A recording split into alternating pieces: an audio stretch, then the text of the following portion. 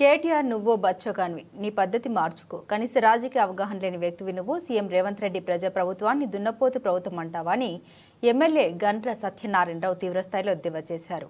ఈ మేరకు ఈరోజు భూపాలపల్లి జిల్లా కేంద్రంలోని కాంగ్రెస్ పార్టీ కార్యాలయంలో ఏర్పాటు చేసిన మీడియా సమావేశంలో స్థానిక కాంగ్రెస్ ముఖ్య నేతలతో కలిసి పాల్గొన్నారు. ఈ సందర్భంగా మాట్లాడారు. 10 ఏళ్లు అధికారంలో ఉండి వందలాది మంది ఆత్మహత్యలకు కారణమైంది మీ బీఆర్ఎస్ హయాంలో కాదా అని ప్రశ్నించారు. పర్యటనలో భాగంగా ఉపగ్రహాన్ని కంచె మీదుగా కేసీఆర్ కుటుంబం మాట్లాడడం అలవాటు. కేటీఆర్ గత అధికారంలో ఉన్న 10 సంవత్సరాలలో ఈ రాష్ట్రానికి ఏదో ఒరగబెట్టిందంటే మిగులు రాష్ట్రాన్ని అప్పుల కుప్పగా చేసి వాళ్ళ ఇచ్చిన హామీలన్నీ కూడా ఏ ఒక్కటి నెరవేర్చకుండా అవినీతి సొమ్ముతో అక్రమ సంపాదనతో సింగపూర్, దుబాయ్ లాంటి మీడియాలు సోషల్ మీడియాను కూడగట్టుకొని దుష్ప్రచారం చేయడం తప్ప మీకు ప్రజలు శాసనసభ ఎన్నికల్లో గుణపాఠం చెప్పినారు. పార్లమెంట్ ఎన్నికల్లో గుండు సున్నా చూపెట్టారు. రేపు రాబోయే శాసనసభ ఏదైతే లోకల్ బాడీ ఎన్నికల్లో కూడా ప్రజలు బుద్ధి చెప్పడానికి సిద్ధంగా ఉన్నారు. అయినా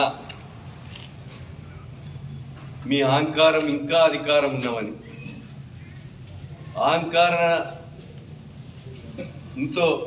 మాట్లాడేటువంటి ఒక భాష తీరు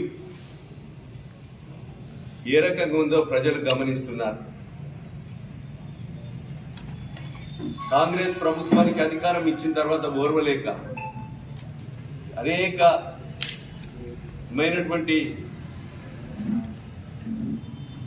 పదజాలం లుచ్చా కాంగ్రెస్ అంటే ఈరోజు దున్నపోతు ప్రభుత్వం అని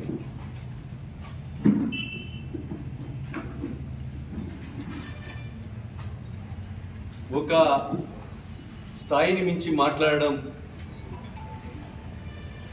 కేటీఆర్ పద్ధతి మార్చుకోమని సందర్భంగా హెచ్చరిస్తున్నా. ఒక బచ్చాగాని భవనాల్లో సింగరేణి క్వార్టర్స్ లో పెట్టి 130 కోట్లతో మరి అదేవిధంగా హాస్టల్ గదుల నిర్మాణం కొరకు వేగవంతంగా కాంట్రాక్టర్తో పని చేయించడం జరుగుతుంది. అదేవిధంగా 100 ఎకరాల్లో అవినీతి అని అంటున్నాం. అరే బాబు అని నీ సంభాషణ ఏ రకంగా ఉందో ప్రజలు గమనిస్తున్నారు.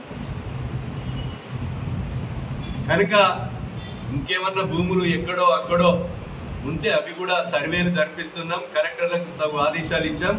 ప్రజలకు ఏది చెందాలో అది చెందే విధంగా అతి త్వరలో చేయడం కూడా జరుగుతుందని సందర్భంగా నేను తెలియజేస్తున్నా. కోర్టులో పరువు నష్టం వేస్తే దానికి స్పందన లేదంటావు. మేము కౌంటర్ వేశాం. కోర్టులో ఉన్నటువంటి విషయాన్ని మాట్లాడడమే తప్పు. నా మీద గౌరవ ముఖ్యమంత్రి మీద వేసినటువంటి పరువు నష్టం మీద కౌంటర్ వేశాం. కోర్టులో వాయిదాలు పడుతున్నాయి. ఆ కోర్టు విషయము నువ్వు వేసిన తెల్లారే వేశాం. దానికి పరువు నష్టం వేస్తే నువ్వేదో పిరికి పందల్లాగా పారిపోయేటోళ్ళం కాదు. నీ అధికార అహంకారంతో వేసినటువంటి కేసులకు పార్టీ మారింది రైతు బిడ్డను కాబట్టి నేను రైతులకు సేవ చేయాలని పార్టీలకు పోయినా కాళేశ్వరం ప్రాజెక్టు చూసి పార్టీ మారానని చెప్తున్నాడు. కనీసం భూపాలపల్లి జయశంకర్ జిల్లాలో కాళేశ్వరం ప్రాజెక్టు నిర్మాణం అయింది 1,00,000 కోట్లతో. ఆ 1,00,000 కోట్లలో అవినీతి అయిందని పదే చెప్పి గణపురంలో ఒక సర్కిల్ ఇన్స్పెక్టర్ ను కూడా పోస్టు తీసుకొచ్చి ఈ వారంలోనే సర్కిల్ ఇన్స్పెక్టర్ పోస్టుతో సహా కూడా ప్రారంభించబోతున్నారు. అదేవిధంగా ఇంకా ప్రైమరీ హెల్త్ సెంటర్ భూపాలపల్లిలోని 100 బెడ్ హాస్పిటల్ అయినప్పుడు ప్రైమరీ హెల్త్ సెంటర్ ఎత్తేసావు. నీ 5 సంవత్సరాల కాలంలో ప్రైమరీ హెల్త్ సెంటర్ భూపాలపల్లిలో ఎందుకు తేలేకపోయావు? నేను భూపాలపల్లిలో ప్రైమరీ హెల్త్ సెంటర్ ను, కోర్కొత్తపల్లిలో ప్రైమరీ హెల్త్ సెంటర్ ను నూతనంగా కూడా తెచ్చి అతి త్వరలో ప్రారంభించబోతున్నాం. ఫైనాన్స్ లో బడ్జెట్ లో ఉన్నాయని కూడా మీకు ఈ సందర్భంగా నేను తెలియజేస్తున్నాను. కనుక సోదరులారా, భూపాలపల్లి నుంచి గుడపాడు మనం 4 లైన్ గౌరవ ముఖ్యమంత్రి రేవంత్ రెడ్డి గారితో R&B మంత్రి కోమటిరెడ్డి గారితో 10 ఉత్తరాలు రాయించి ఢిల్లీకి పోయి 4 లైన్ రోడ్ కొరకు కూడా 690 కోట్లతో టెండర్ పిలిపించగలిగాం. కేంద్ర ప్రభుత్వ నిధుల నుంచి టెండర్ కూడా పూర్తయిపోయింది. అదేవిధంగా నువ్వు వేసిన 80 కోట్ల రూపాయలతో ప్రొసీడింగ్ మీద కాగితాలు తప్ప బైపాస్ రోడ్డు నీ యొక్క రోడ్ ఎడిపోయిందని అడుగుతున్నా. నీవు ల్యాండ్ అక్విజిషన్ లేకుండా ఈరోజు అనేక ప్రొసీడింగ్లు తెచ్చావు. ఆ ప్రొసీడింగ్లు నీ కేటీఆర్ ఒక బచ్చగారిని మరోసారి కూడా అంటున్నా, నీకు రాజకీయ పరిజ్ఞానం లేదు.